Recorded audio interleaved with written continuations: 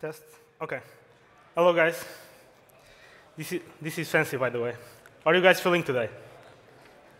Well, so my name is João Pinho. I work for Equal Experts for more or less 1 year and a half. I'll be presenting this talk today to you guys, Reactive React. This is a hot topic. It's basically about React and observables.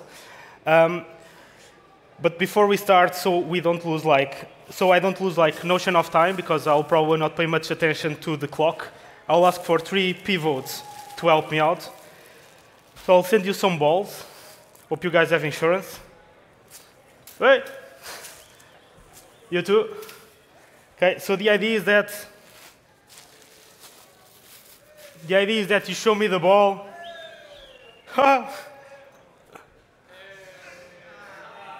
OK, so let's do like 1, 2, 3, and when it's like 20, 40, and 50 minutes, you guys just raise the ball, so I know if I'm like in the middle of the talk or more towards the end, so I don't lose track of the time. OK, I'll be giving more of these rugby balls on the end during the QA. So, OK. So first of all, this talk is a fresh talk, so it's the first time it gets presented, so it will be or too spicy or too salty.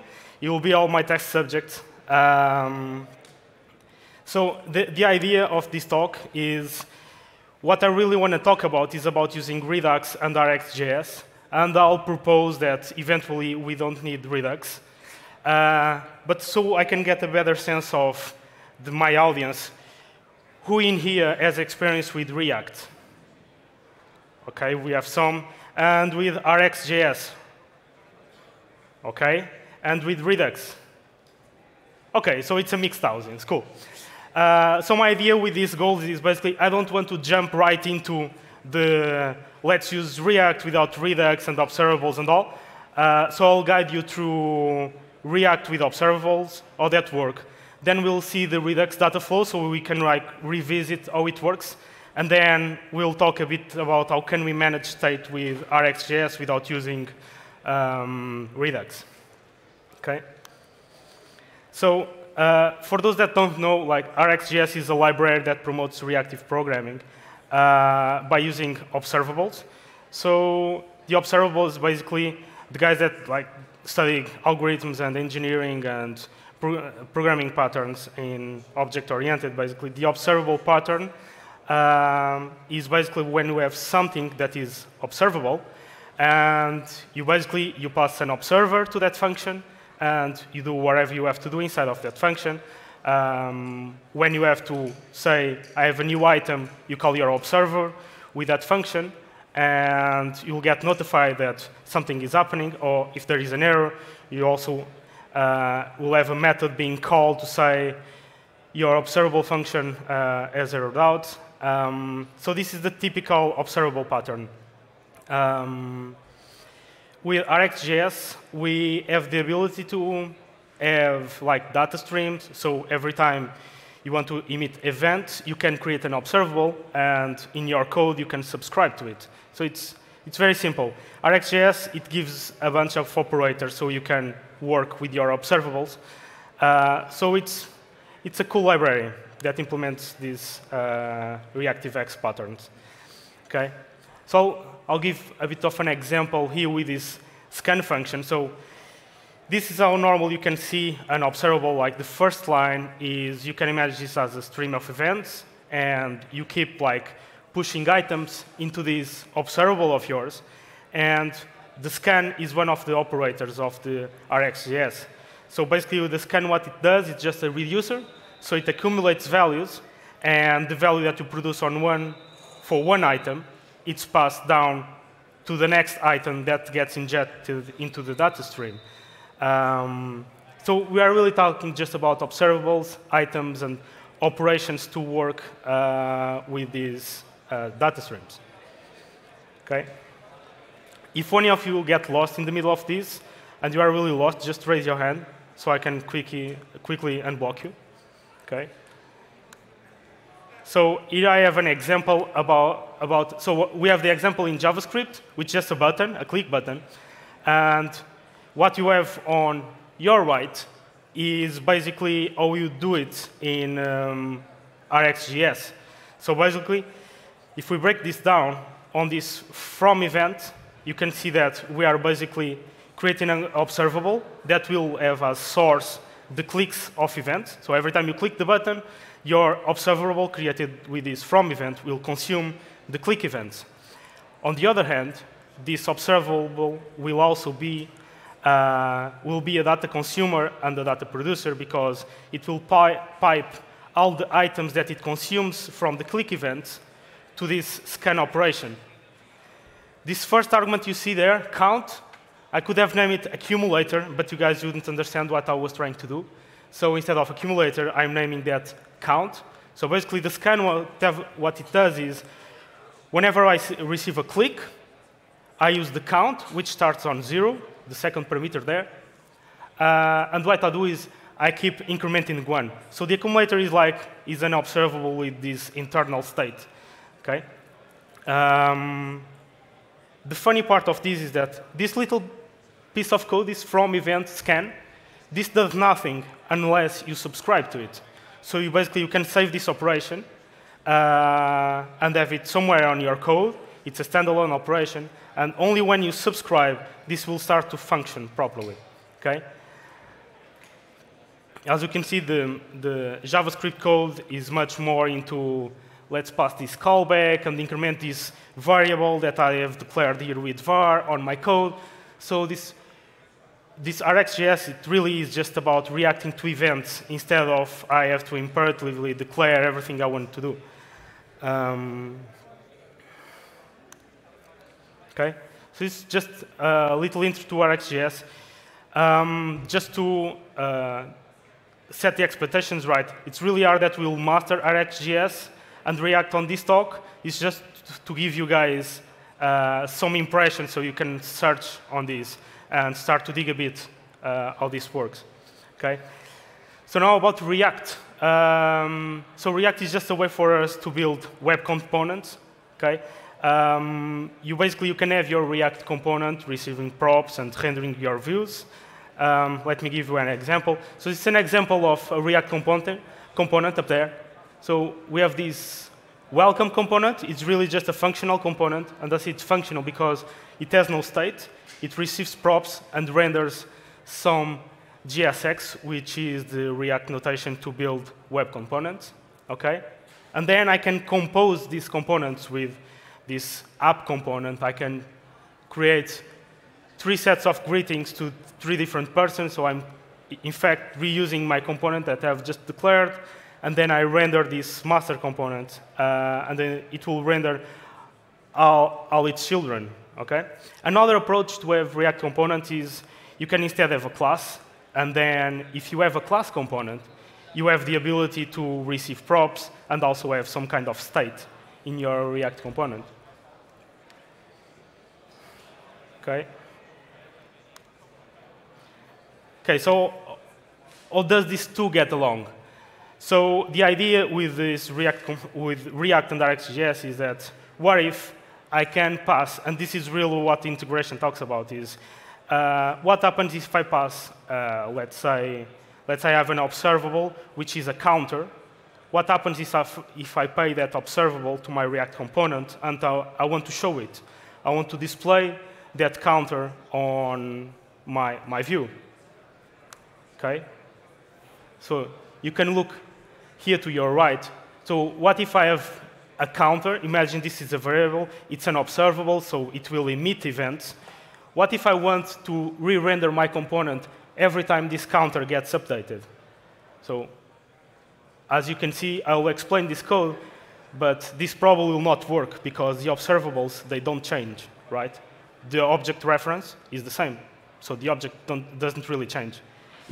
Instead, it will have events. So you can see an observable as a collection of events, items that pass through him. So the reference to the observable, it will do nothing if you update it. And this is one of the issues we'll see here. So if you look at the code here to your left, basically I create 2 observables, and I use those observables, the plus and the minus click, on here. So every time on the click event, every time I click it, I produce a new event by calling onNext. Observables, they have 3 operations: onNext, onError, and onComplete. The onNext is called every time you guys want to inject event on this observable, and your subscribers will get notified that you have a new event. So I just create 2 observables, and I use them to record my click events. And then with this observable merge, what I'm doing is I'm mapping each of these clicks, I'm mapping that to 1 and -1. So with this observable merge, basically what I'm saying is I don't care if he clicks plus or minus. What I want to see is I want to see a stream of 1 and -1 as the user keeps clicking. Because if I sum everything, I'll have the counter. So if you click 1, 1, 1, 1, you will have 5. But then if you click -1, -1, -1, -1, 5 times, the sum will be 0. So I just want to look at this as a stream of 1s and -1s. And this is what I do on this action here. Then my counter, you guys remember the scan operation I told you that was a reducer. So this scan, what it does is, it basically is an accumulator that keeps summing all the elements in the chain. So basically it's computing the amount of times I have clicked the plus or the minus. So it will give like 5 or -5. Okay, so, but like I told you, this is not going to work because every time my counter gets updated, and remember, this counter, this count variable, count $, could have been passed as a property to my component. And I would expect that my component would update himself. It would re-render. But just React and Rxjs, they don't get along just like that. Okay? Okay. So to get this working, guess what? We need another library. The cool part is that this library is rather small. So basically, this library, what it does is this React Reactive class is just a tiny layer between React and Rxjs, because out of the box, it almost works. But that counter variable that we have in there needs a little bit of help to coordinate with my React component. So what it really needs, and if we jump behind the scenes, what it really needs is we need some way to subscribe to that observable and tell our React component, hey, look, if this has a new event emitted, you force an update to the component. So this is what we need to say. But obviously, we can't work with Rxjs and be doing this on all our components. So we need some help. We need some abstraction. So this React Reactive class, what it does is that. So obviously, it tries to make the HTML look good. So you have a span element. You have this DOM here on the import. You have this DOM. You can get a spam or a div. And the idea is, if you have an observable and you want your component to auto-update himself every time that observable has a new item, that's OK. You just put this spam from this library, and that will do the trick. So behind the scenes, what it will do is it will subscribe to the observable, because remember that React components, if this is a React component, this span, then the observable that I'm passing, it's on the children of that component. So you can just check, is that an observable? It is. Then it subscribes. Then it updates the parent component. Okay? And that's done behind the scenes with this library. Okay? So far, so good? OK. Thanks. OK, so what is this guy talking about? Yeah. So I'm talking about having React components that when they merge with Rxjs, they become event consumers. Why? Because instead of now passing just some literal properties, I pass observables. I can pass my data stream. Let's say I have some component that is a toast component, shows notification, and I have this data stream connecting to some API every time it gets a new event, like a user is logged in or anything. I just inject this new item on my data stream. My React component will get that, and it will update the toast notification, something along those lines. So our React components can be consumers. They can also be producers, because every time I interact with my components, I can call onNext on these data streams, and they will update whoever are the subscribers. I don't know. My internal logic on my component is every time I have this new event, I'll report it. I assume my interface is right. So if I deal with, let's say, user events and the user is doing something on a form, every time there is a new operation going on, I just inject it on the observable, and someone is going to get notified. There are also event delegators because they can grab a data stream and pass it down to other components. If they are order components, they can pass the observables they receive down the chain, and we have a completely new way to communicate. The observables are the basis, with Rxjs are the basis to support this, and Rxjs is just really like the library that gives the implementation of the observables, gives a bunch of operators for us to work with, and we can incorporate it on our code base and have these utilities. Okay.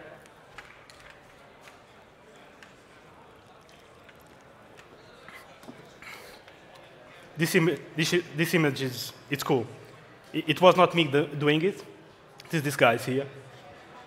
But they did a really cool animation of just Redux. So when they call view, it can be whatever. In this case, we are talking about React, so our view will probably be a React component. And so we can revisit the Redux data flow.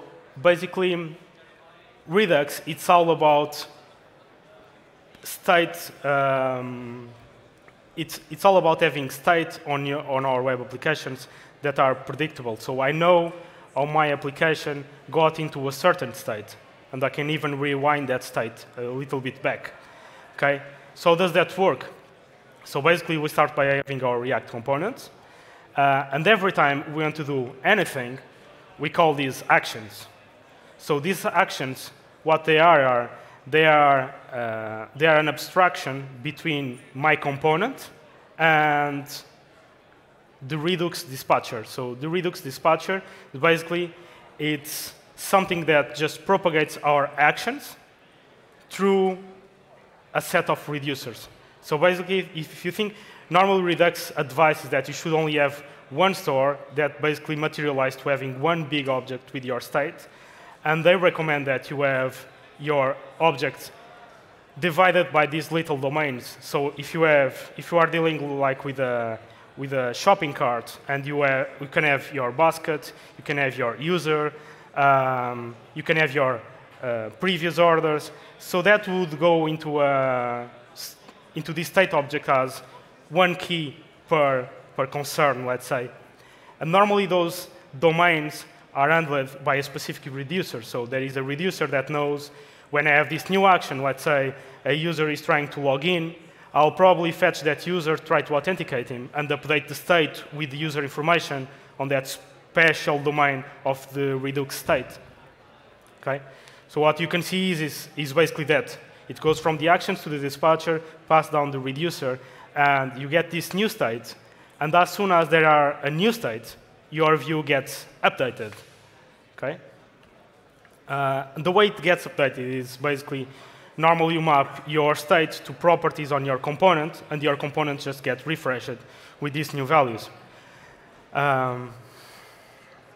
So this, just to revisit a bit. This middleware that you have here, basically, is just something that happens in the middle. So let's say you are calling an action that will fetch some information from some API, and you want to do something before that action. Let's say you want to console log when you are starting a request and when you finish the request. So these middlewares help you to look at each action that occurs and do something before and after. Okay? So middlewares, because they sit in the middle, not very creative. Okay? So now, as we are starting to go a bit more deep into these, how do we manage state into our applications? So the idea is that we don't really need to use Redux. So the idea is that most of the times when we are building our single-page applications, we just use the latest shiny thing. Let's use Redux. And if you use Redux, so let's use Redux Tank or Redux Sagas, or even Redux Observable. Thing is, from past experience on my latest clients, I have been seeing this trend of, let's not use this new shiny unicorn. Let's see if we can get along with just the basics. So that's OK, we have React. That's OK, we have observables. This is true, especially on my latest client, where we use observables everywhere, in the front end, in the back end. Obviously, back end was Node.js, so we had observables like the same interfaces everywhere. And it was the fact that we didn't need Redux at all. So we'll still use something similar. So we'll basically, we'll have this, we can use the Redux data flow with the reducers and the actions and the dispatcher. And basically what we do is we can implement that with observables, and it's not a really complex implementation. Okay? So this is a drawing I was doing the other day. So basically it's basically still the same with Redux. It's really similar. You will still need reducers. Okay? You'll still need a dispatcher. So we have to do some. You need to have some way to say, look, I have this new action here, and I need my reducers to process that. So I need my reducers to process that action and come up with a new state, and I need my components to be updated. Okay? We can also have API calls being driven for my I-order components in React. So if I have these, let's call these containers that wrap my components, I can still have API calls, and normally I like to use observables for that, specifically on single-page applications, because most of the times when you change your views on a single-page application, normally if you have in-flight requests and you implement that as promises, promise has a feature that is sometimes cool, sometimes not cool, which is they always resolve. So you can't cancel them. They will resolve or they will fail. You can say, hold on, I'm going to this new view, just forget what I have requested. You can't do that with promises.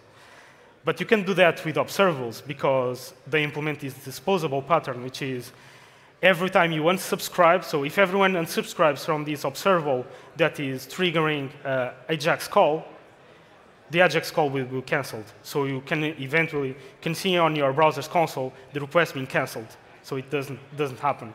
And it's funny that Ajax, XML HTTP request, it supports that a long time ago. It has this abort function that observables use. Okay, so the idea with this drawing, these lines here, these API calls, is that your I-order components can call your backend services, and they can decide what actions to call to update or new state. Okay. You can also do that from the actions like we do on Redux Tank. You can drive that from the actions themselves. Okay? So there are some problems with this simplification. So if we don't have Redux, we don't have actions. There are no such thing. You'll have, but most of the times, guys that use the Redux, what you really end up seeing is you have these actions files, and you have a bunch of actions there. And they are basically just the action type and some data. You receive that as a parameter to your action. And you'll have dispatcher sending that action down to your reducers. We also need to come up with a way of what is a dispatcher. Or do I implement a dispatcher with Rxjs? And what about reducers? So reducers, they are not really complex, right? So they receive an action. They receive the current state. And they decide how to update the state, or they produce the next state. Okay? So we don't really need a library like Redux to come up with a reducer, right? So it's really simple. And then we have the thing of, how do we create a store like an application state in Redux? So that is really just an object, right? So we don't need a library to have this global object, this global variable like we would do back in the day. And what is a service? How do we wrap API calls? How do we do it? This is really just a fancy name to wrap a bunch of Ajax calls and don't have that mixed in the middle of our code. Okay? So I'm going to drive you guys through this. So let's say we have React. I have showed you guys how can we pass props to a component and have that component be updating itself. So if we have that already and we can pass observables to React component and have that component update itself, how do we do now to have this state management with Rxjs? Is it really complex? I don't think it is, and you guys will see it.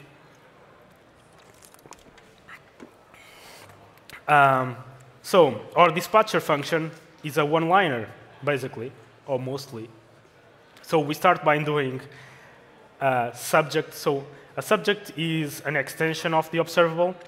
What it means is that it can multicast events to its subscriber. So every time you produce one item on this observable, it will multicast to its subscribers. Okay? So our actions, it's really an observable. And this observable, what it does is every time I call dispatch with an action, it will go to the actions observable and say, I have a new event here. That's all. It's simple, right?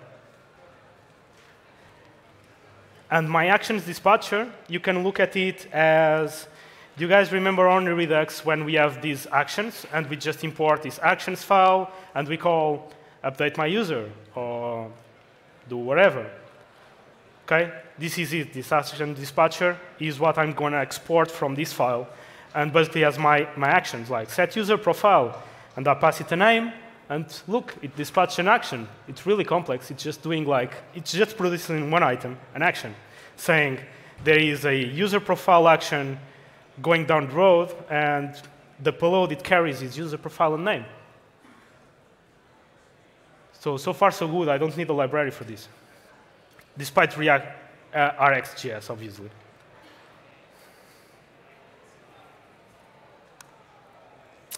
Okay. So the combined reducers don't get scared by the name.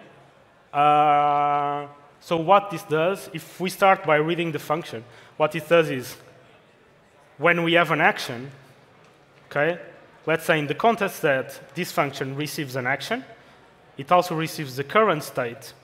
And the objective of these application reducers is to produce the next state of your application. Okay? So if I have an action called setUserProfile, and I receive the current state of my application, then I produce the new state. How do I produce the new state? Let's say I have this state domain. Imagine this variable is just my application state here. So this user profile would enable me to do on my components something like appstate.userprofile.name. So I can map that to some prop. Okay? What I do to build this user profile part of my state is I call its reducer. So the reducer of the user profile gets to have the logic of what happens when I receive an action that interests to me. Obviously, I'll pass the action to all the reducers, and they can decide how to act upon it. But when the user profile reducer kicks in and produces a new part of the state, that will be segregated on the user profile key of this object. And we are really talking just about having a bunch of reducers that will produce the new application state. And it's really just a function as well. No library needed so far. Okay? So now we start to enter into, so how do we get this started? How does the flow work? So we have these actions, we have the dispatcher, which is really simple, just injects items on these actions observable. Okay, we can have that's okay, we accept that we can have those actions. They call this dispatcher. We have these reducers to build a new application state. But then what? Do we still need Redux to make this work or not? Can we make it do it just like this? So this is like common practice. When you are bootstrapping your application, you create your store, which is going to be your global application state. Okay? And basically, this is the way you do it. You create your store, and the instantiation of this store is your app state, and you pass your app state to your parent component. The first level component will receive your state, and then it can break it down. We are not going to talk about it, but when you use something like React Router, if you try to go to different pages, you may decide to pass the state down to your router so you can decide what part of the state you want to use in what part of your application. So this is the normal with Redux. You also need to put router to manage your routes. In this case, I don't care about that problem for now. What I care is I need to have a way to create my application state, and it's an observable, and look, it's passed as a property. Okay? So I'll need that fancy feature of I'll need my component to update itself every time the state changes. Otherwise, this doesn't work. And I'm just fooling you guys. So this create store, if we look at it, there's 4 lines of code. So the initial state is empty. We have this behavior subject. Cool name. It's not really explicit, but what it does is, if you think about an observable, the subject can multicast to multiple subscribers, but the behavior subject keeps the value that was last emitted.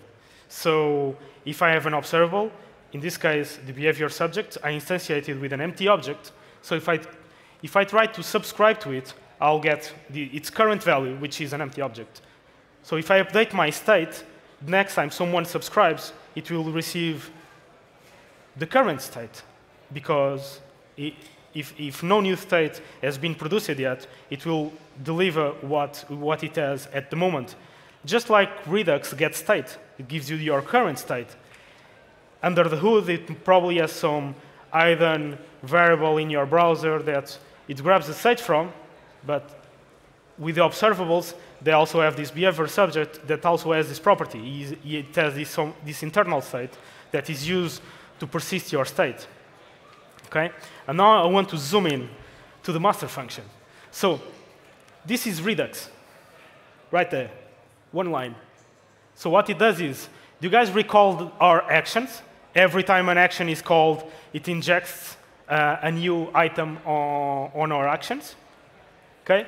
So every time something happens on the action, and the action's observable is modified by our dispatcher function, okay? Every time that action happens, we'll call this reducer. And this reducer is our composite reducer that we just did. Let me recall you guys. These app reducers is that reducer that you were seeing there. So these app reducers will receive an action, and it will receive a state. Okay? So if we have no state, it will receive the initial state, and the reducer will be passed your new action. So if you dispatch an action, your function will be evaluated with that action. That action will pass down along the line by all your reducers. Remember that object that was calling each one of your single reducers with an action. They'll get to pick if they are interested or not in your action, and will produce the next state. Okay? So basically, this scan operator is just a reducer. Okay? So you just pass this action to all your reducers, and you produce the next state that we just talked about. So when you subscribe and you pass an observable, and the observable is the state, what you are saying is that you have these actions that is emitting events. When you scan, you produce the next state, and then you inject that new object into your current state. So you will produce a new item, which is your next version of the state. Okay? We are OK on time. Is this OK to everyone? Is everyone getting what this function is doing? Yes, no? OK. I was not the mastermind behind this one-liner. As everything, I was I was bored reading on the internet, I was on Medium, I was seeing this article, oh, there is a funny function that does this. It had some short title like Redux as a one-liner or something. Okay, so if we look back, so this create store does all the magic. So it ensures that all the actions that are dispatched, they are passed by our reducers collection. Those reducers, by executing, will produce the new application state. And this function guarantees that your state observable will be updated and will update the property of your application every time your state updates. Okay? So this is how you, on a first shot, this is how you put Rxjs working with React, and then you have to come up with the Redux data flow. Okay? So you can still have the same model. You can have your action, your dispatcher, your reducers. You'll just not have your connect function, because now you have a state observable. The cool thing about the state observable is that observables, they are immutable. So you can't go there and change your state. Like they say, you cannot like do a Redux get state and modify anything. I don't even need to tell you not to do it, because on observables you can't do it. It's immutable. Okay? And this, for most of the applications, this is good enough. And the setup that you have to do with this is more or less the same you have to do with Redux.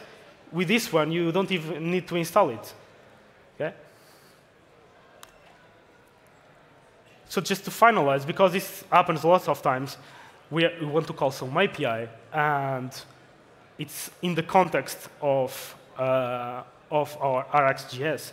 So these services are basically collections of operations that do external API calls.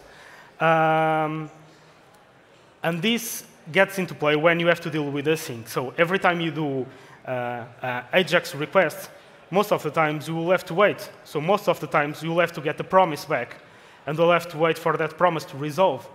But if you are dealing with observables, and then you have promises going along with this, that will not play very nicely. So this Rxjs also has a very nice feature, which is the async subject. The async subject, basically, it is an observable to which you can subscribe. If you unsubscribe from it, it will cancel your Ajax request right away. And as soon as you get the value back from the server, or if it errors out, your observable will complete, and only by then your subscribers will be notified that it is your result or error. Okay?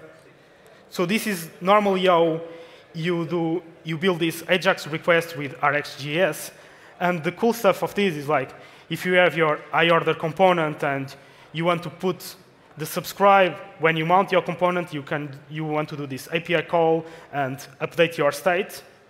That's OK, you can do it. But then when you unmount, because let's say you are on a single page application and change views, if you have the care of doing an unsubscribe from that observable on your unmount component, basically what you'll see is we'll see a bunch of requests going to your servers. And once you change views, the requests get canceled. And you go to your new router and you do new requests. This is also provided by the Rxjs with this async subject. So it basically does it all for you under the hood. Okay? So we have went basically through all the goals. So we have seen React with observables. How do we put the two together? We have gone through the Redux data flow, where we did some revisitation, how that works.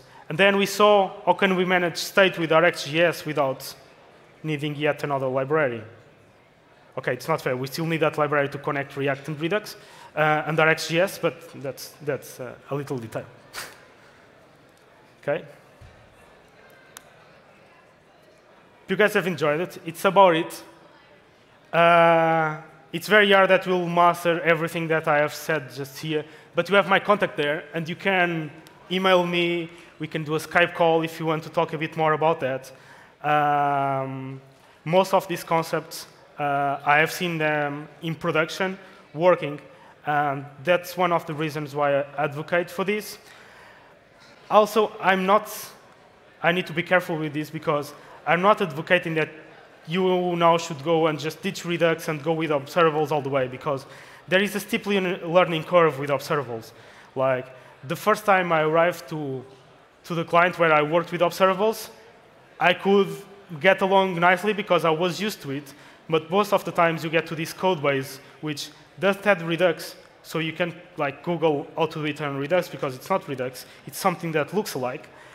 Then you have to go and learn observables, and this idea that when you are programming over an observable, it's something that will happen in the future, it's a bit confused at start. So you have to know that I'm mapping the items of my observable to something that is not happening right now, it will happen in the future. So there is a steep learning curve. Most of the times people will struggle a bit to master Rxjs. On my experience, after having used it, that's what I just want to use. And I don't even go down the rabbit hole of let's use Redux sagas and stuff like that, because what I've just presented, it works. And when it stops working, I'll scale it. OK? Thank you. So we have 18 minutes for Q&A. I don't know if you guys have questions. Those questions can involve revisit the previous slides if there is something you guys didn't understood. So if you have questions, it's now.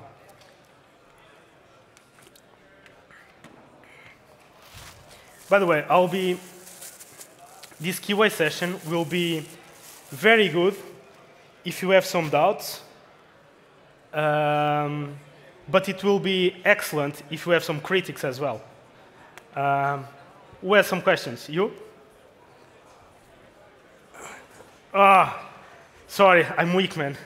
I've been standing talking. Yeah, when I come here, this thing of me being on stage, I'm not a singer, so it's really strange. Yeah.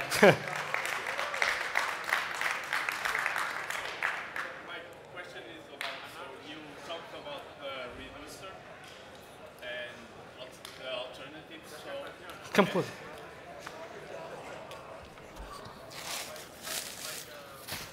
And about the selectors. The selectors, OK. Have you tested anything, or do you have an alternative? The selectors, when you grab part of the state and just deliver that part to you. State to find a new state? Yeah. So normally what I do is, so what's your name? Ricardo. So Ricardo is asking, have you tested this with the Redux selector? So when you select part of the state to pass down to your components, so have you tested that? So normally what I do is, because my state is an observable, I can pluck parts of the state. So what I've been learning is, let's say I have this user profile component.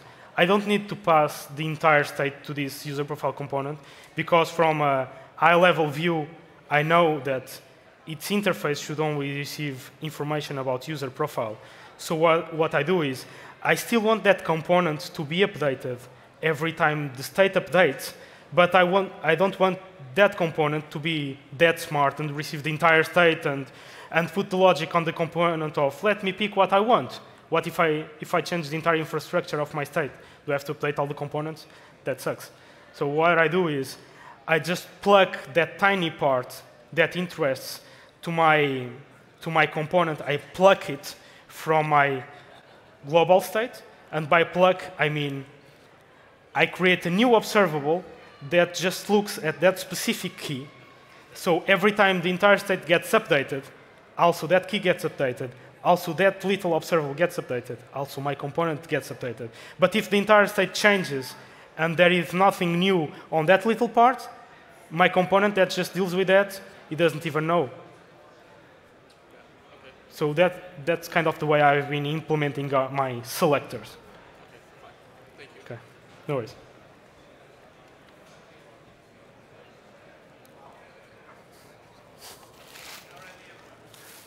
You have one? Okay.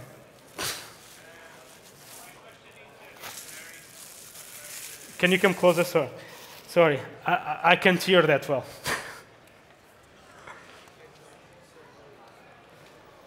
Yes. What's your name? Luis. Luis, okay. So my question is a bit more generic. It is in terms of unit testing. If with observables, it's easy to do. What main difficulties? If it actually makes it simpler. So around that topic. It's amazing. The one cool thing is, normally on Equal Experts, we advocate for test-driven development. So we can even spike some implementation, but as soon as we can, we just jump into the test layer and we start from there. I found it funny that because we are consultants and we get to pass by lots of customers, I was impressed with this customer that he had like a very good test coverage about everything, about observables, about everything. So about your question, is it simple to test observables? So because we don't use any kind of dependency injection, so we don't have to do any fancy moves, we end up by passing our state or passing an event stream. Let's say I want to have this event stream passed down to my component so they can kind of communicate, inject events, and there may be some listener looking at those events. Because you do this reverse pattern of like injecting what you need to everything one of your components. You always pass as props or on the constructor. You always pass to the components what they are going to work from inside. When you want to test your React component with this new observable, basically you create your observable and you inject events into it. And you see, let's say, you inject this new user profile event on the state observable, and you see if your React component, you shallow render it, and you see, is there a name there? So I have injected an event with a user profile, so I'm expecting my state to have the user profile property with some name. Does the shallow render now has the name rendered? So you can, it's really easy to test, because you don't have like internal logic inside that you struggle to test. Because you always pass the observables as properties, it's really simple to pass your mocked observable and you just inject wherever you want. So it's easy enough. Anyone else?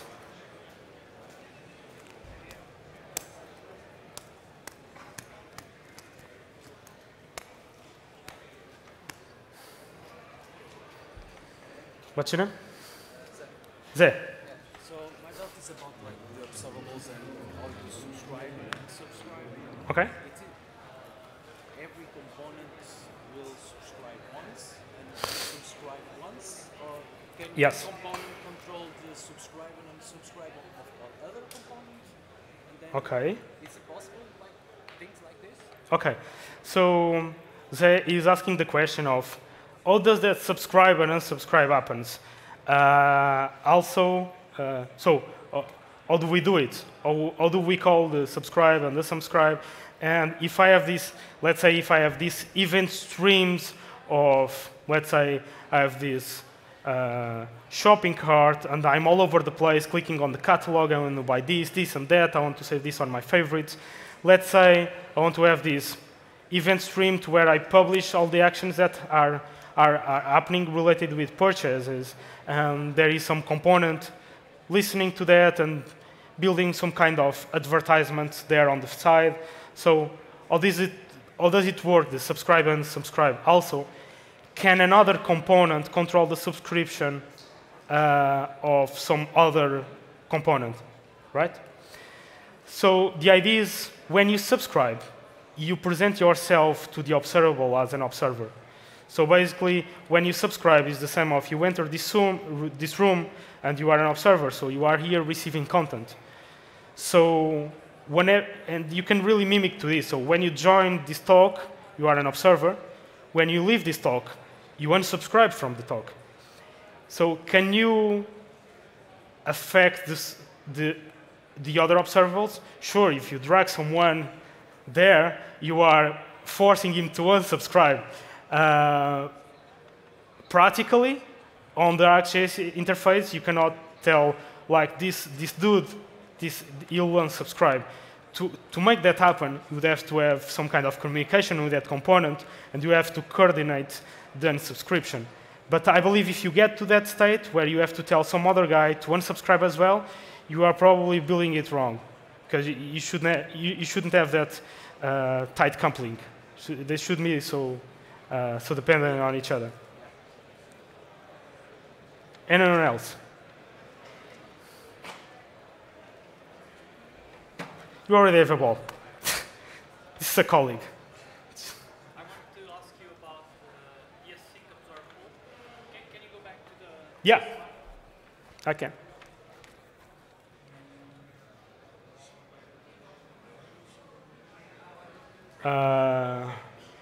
Yeah, I can't. Oh, OK.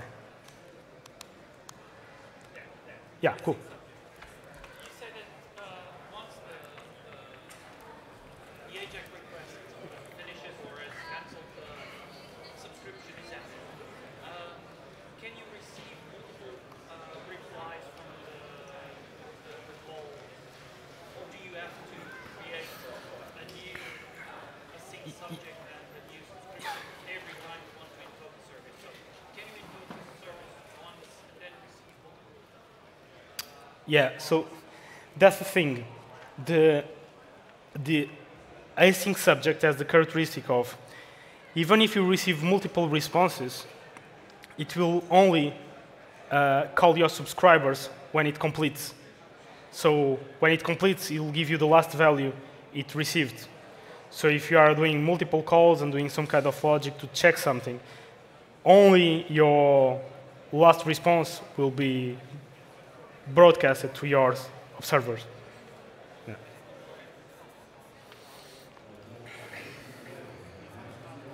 Anyone has more questions? You can just come up with someone just to get some rugby ball.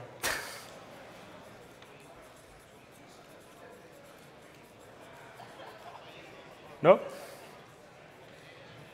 OK. Thank you.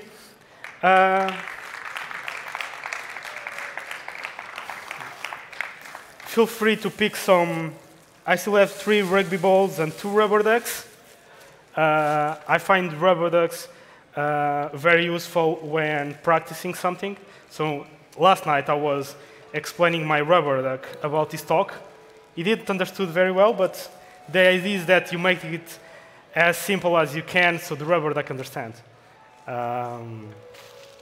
Because we also do pair programming, we don't always have a pair. So we have this thing of having the rubber duck, so we can get to explain to the duck what we are doing. And hopefully it helps us reflect if we are building it right or no. OK? So feel free to pick something from my bag. Hope you guys enjoyed it.